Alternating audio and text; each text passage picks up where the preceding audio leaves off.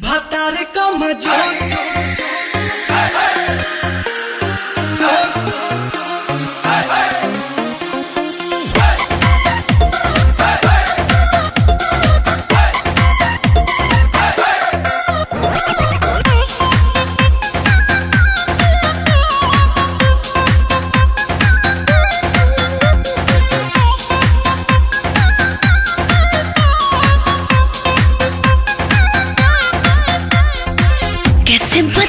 कुछ किया नहीं, भरल गिलास दूध पिया नहीं।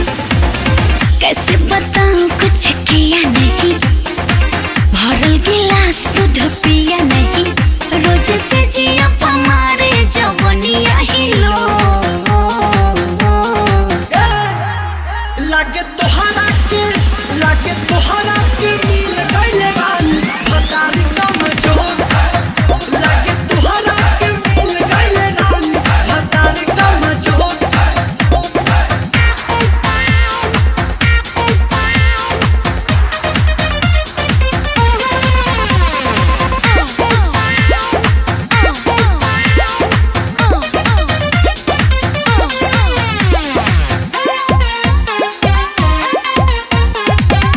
कबो न करता है खाली खजाना, तब कैसे बन गइलू ओकर जनाना।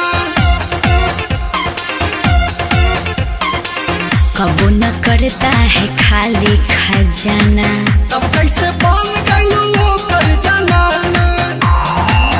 मोर देहिया में भर गया रस पोरे पो लागे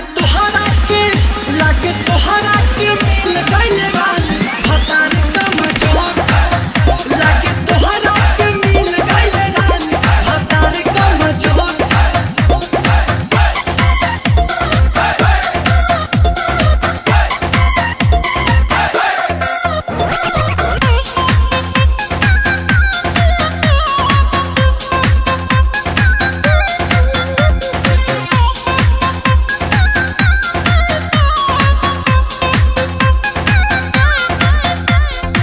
जाने कब हिलेगा पलंग का पलाई, हाथों से रोज तुझे पूरा हो जाए। जाने कब हिलेगा पलंग का पलाई। हाथों से रोज तुझे पूरा हो जाए। सुनो सुमित से न सरधा पूरा होगा